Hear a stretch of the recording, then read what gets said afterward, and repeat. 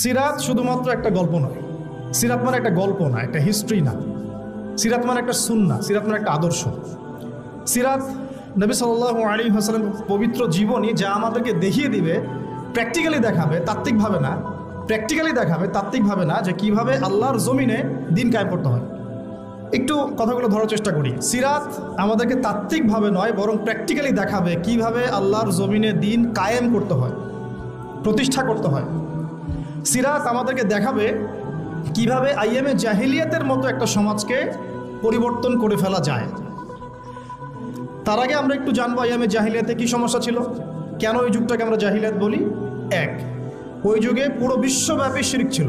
আমরা মনে করি আরবের মধ্যেই শুধু শিরক ছিল, না, তখন ভারতবর্ষের মধ্যেও 300 কোটি দেবদেবীর পূজা হতো ওই সময়টাতে। 1450 বছর আগের কথা বলছি, তারও আগের কথা বলছি। পার্সিয়ান সভ্যতায় তখন তাদেরকে মাজুস বলা হতো, তারা অগ্নি পূজা করত।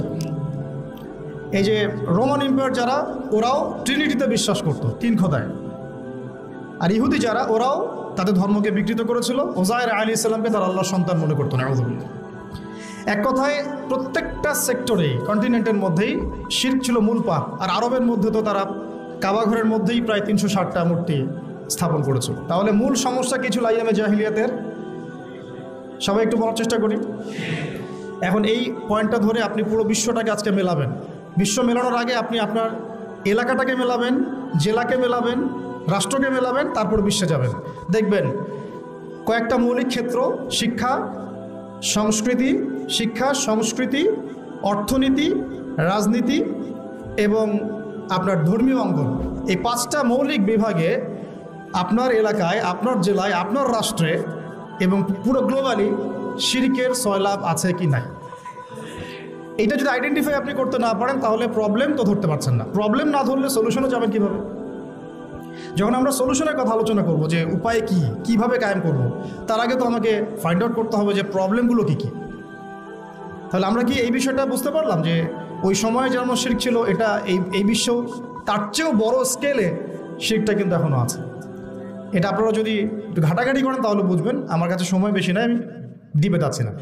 সেকেন্ড প্রবলেমটা ছিল রিবা, সুদ ভিত্তিক অর্থ ব্যবস্থা। আইয়ামে জাহিলিয়াতের সেকেন্ড বিগেস্ট প্রবলেম ছিল সুদ ভিত্তিক অর্থ ব্যবস্থা। এখনকার বিশ্বে বলেন নাই? 3টা অপশন নাই, আছে, সঠিক উত্তরে টিক চিহ্ন দিন। নাই, আছে, অনেক বেশি আছে, কোনোটাই নয়, অনেক বেশি। আমাদের এখানে সবচেয়ে বিচক্ষণ এবং তাকওয়াবান ব্যক্তিকে যদি আপনি এখন বাংলাদেশের প্রধান উপদেষ্টা বানাই দেন, তিনি সুদের বাইরে কোনো ব্যাংকিং সিস্টেম এখন ইনস্ট্যান্ট চালু করতে পারবেন না। যতক্ষণ না ওই যে দাজ্জালীয় মোরল শক্তির গোড়ায় আপনি আঘাত না করছেন, ততক্ষণ পর্যন্ত আপনি রিবা বিহীন একটা ব্যাংকিং সিস্টেম সারা বিশ্বকে দিতে পারবেন না।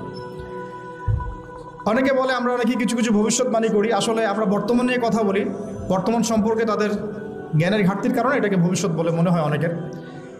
এই ডলার বেসড যে ব্যাংকিং সিস্টেমটা আছে, ইনশাআল্লাহু আযজা ওয়া জাল, ইনশাআল্লাহু তাআলা অচিরেই এই ডলার বেসড ব্যাংকিং সিস্টেমটা পড়ে যাবে ইনশাআল্লাহ।